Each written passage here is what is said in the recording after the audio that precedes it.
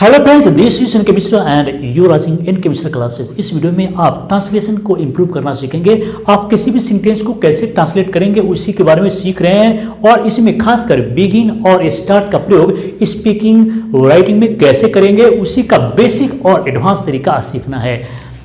दोस्तों, पूरा सीखने के लिए आपको इस वीडियो को अंत तक देखना पड़ेगा ताकि आप एक एक बिंदु पर ध्यान देंगे, क्योंकि मैं प्रत्येक सेंटेंस को अलग तरीके से बताने जा रहा हूं। इन सभी के एक डीपली नियम को बताने जा रहा हूं जिसके जरिए आप बिगिन और स्टार्ट को स्पोकन में रिटन में आप आसानी से यूज कर सकते हैं।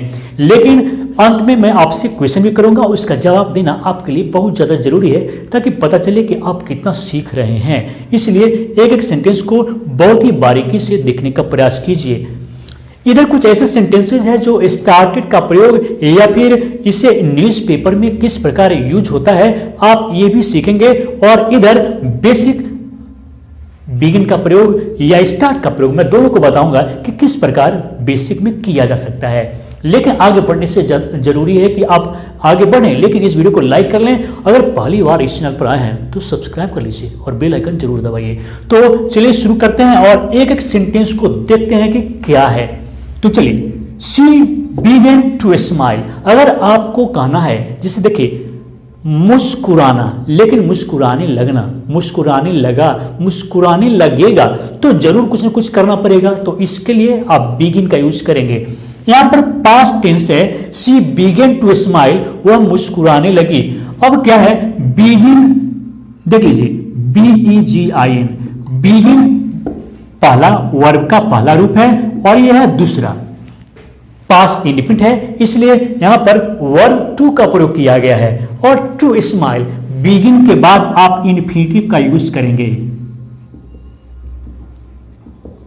बिगिन के बाद आप इन्फिनिटिव का यूज करेंगे। तो शी बिगन टू स्माइल, वह मुस्कुराने लगी।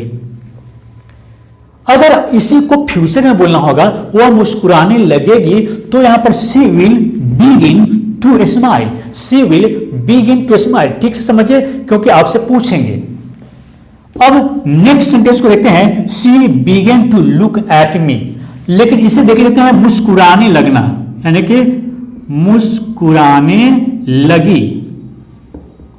हिंदी में लिखते हैं ताकि समझ में आए। She began to look at me, वह मुझ पर देखने लगी, देखने लगी। जैसे लुक का मतलब होता है देखना, लेकिन बिगिन टू लुक देखने लगना, बिगिन टू लुक देखने लगी या लगा, तो पास्ट इंडिफिनिट का यूज करके बना सकते हैं। अब नेक्स्ट सेंटेंस को देखते हैं, he begin to wink at me. अब क्या है, आंख मारना का विंक, आंख से इशारा करना का विंक, लेकिन कोई काज करने लगना, कोई काज करने लगना। जैसे वह भागने लगा, वह सोने लगा, वह जाने लगा, खाने लगा, वह गुस्साने लगा। तो ऐसा हम लोग इंग्लिश में बोलते हैं कि नहीं? तो इसके लिए आप बिगिन का यूज करेंगे, बिगिन और बिगिन। तो यहां पर देखते हैं, बिगिन टू विंक एट का मतलब यह हुआ इशारा करने लगना, इशारा करने लगना, है ना, इशारा करने लगना, या फिर आंख मारने लगना, आंख से इशारा करने लगना। तो she began to wink at her, he began to wink at her का मतलब हुआ उसे आंख से इशारा करने लगा। तो चलो अब नेक्स्ट सेंटेंस क्या है, she began to tell a lie। बहुत सिंपल है, लेकिन जुआ पे लाना जरूरी है। तो she began to tell a lie मतलब ये हुआ वह झूठ बोलने लगी। देख लेते हैं, झूठ बोलने लगी, कोई काज करने लगना। तो बिगिन +2 + V1, और अगर वो पास्ट में बनाना है तो बिगिन का प्रयोग करना है, टू लगाना है, फिर उसके बाद वर्ब वन का प्रयोग करना है।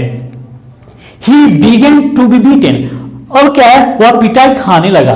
पिटाई खाना का B + V3 का प्रयोग कर सकते हैं, या गेट + V3 का प्रयोग कर सकते हैं, गेट बीटेन या बी बीटेन। तो वह पिटाई खाने लगा, तो क्या होगा, पिटाई खाने लगा। तो यहां पर he began to be beaten, वह पिटाई खाने लगा, वह पिटाई खाने लगता है। He begins to be beaten, he begins to get beaten, वह पिटाई खाने लगेगा। तो he will begin to be beaten, he will begin to get beaten.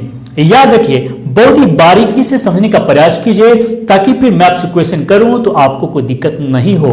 तो चलिए अब नेक्स्ट सेंटेंस को देखते हैं। अब ये एडवांस रूप को देखते हैं और इसमें स्टार्ट का प्रयोग किया गया है, लेकिन अब कंडीशन क्या है, स्टार्ट के साथ में एक कंडीशन है, वो जानना पड़ेगा। अगर आप स्टार्ट का प्रयोग करते हैं इस तरह के सेंटेंस के लिए, स्टार्ट का प्रयोग करते हैं तो आपको उसके साथ वर्ब का चौथा रूप यूज करना पड़ेगा, वर्ब फोर यूज करना पड़ेगा, ये अच्छा माना जाएगा।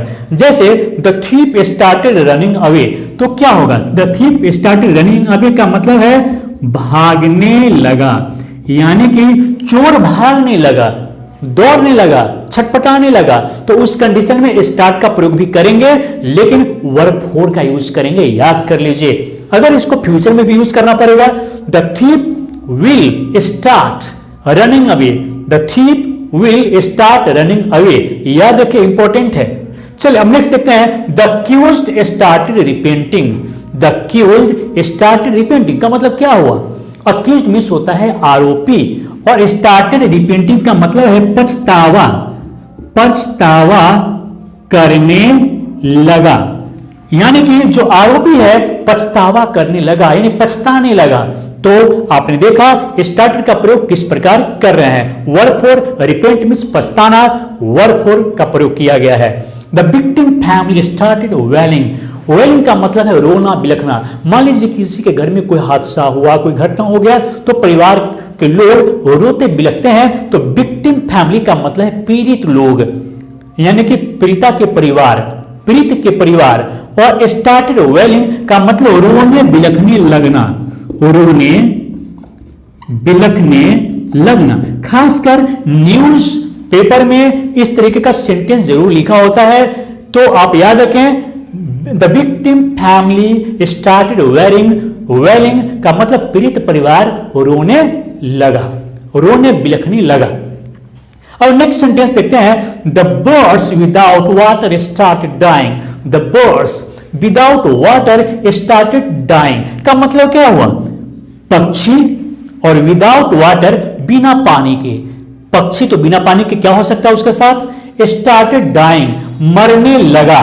तो अगर आपको यूज करना है वह मरने लगा, तो आप कैसे यूज करेंगे, तो स्टार्टेड डाइंग एक जुआ पे रख लीजिए, स्टार्टेड डाइंग जुआ पे, वह मरने लगा, पशु पक्षी मरने लगा, वो इंसान मरने लगा, लोग मरने लगे। अगर बोलना होगा तो सिर्फ स्टार्टेड डाइंग जुआ पे रखिए, ताकि कभी भी बिना सोचे, क्योंकि इंग्लिश स्पोकन के लिए चाहे रिटन में ही सोचना नहीं पड़े, जुआ पे रहना चाहिए, दिमाग में रहना चाहिए कि तुरंत आप उसे लिख सके, कलमों के जरिए, जुआ के जरिए बाहर आ सके। तो इसके लिए जरूरी है कि आप इसे याद कर लें, जुआ पे रखें। चलो नेक्स्ट सेंटेंस को देखते हैं, some bad elements started man handling.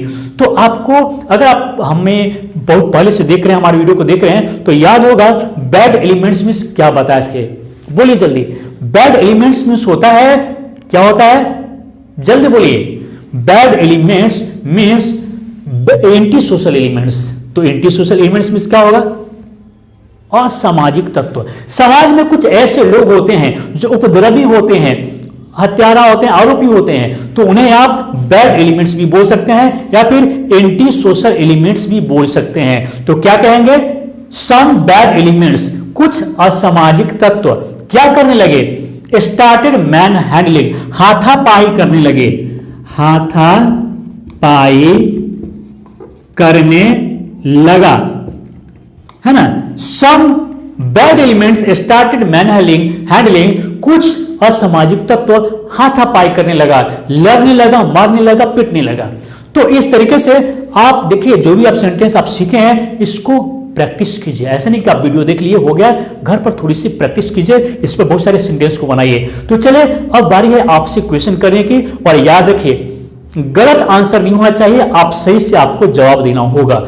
और भी याद रखें, अभी व्हाट्सएप नंबर आप देख रहे होंगे मेरा, अगर आप चाहें तो फिर आप उस पर भी कुछ इससे संबंधित, मैं जो पढ़ा रहा हूं उसी से संबंधित आप क्वेश्चन कर सकते हैं, बाहरी क्वेश्चन नॉट अलाउड। तो चले अब आपसे पूछ रहे हैं, वह मुझे देखकर मुस्कुराने लगी, वह मुझे देखकर मुस्कुराने लगी, तो इंग्लिश में क्या बोलेंगे, चलिए अभी लिखे, आपके जवाब का हमेशा इंतजार करते हैं। और याद रखिए, कभी कभी मैं मिस्टेक में आपको रिप्लाई नहीं दे पाता हूं, टाइम नहीं रहने के कारण मैं नीचे कुछ कमेंट नहीं कर पाता हूं, तो इसके लिए क्षमा चाहूंगा, लेकिन आप जवाब जरूर दीजिए। मैं एक एक आपके आंसर को पढ़ता हूं, आपके नाम को पहचानता हूं, आपको देखता हूं और आपको हमेशा याद रखता हूं कि आप हमें रेगुलर वॉच करते हैं, देखते हैं, रिप्लाई करते हैं। तो चलिए दोस्तों, इस वीडियो को देखने के लिए आपको बहुत बहुत धन्यवाद।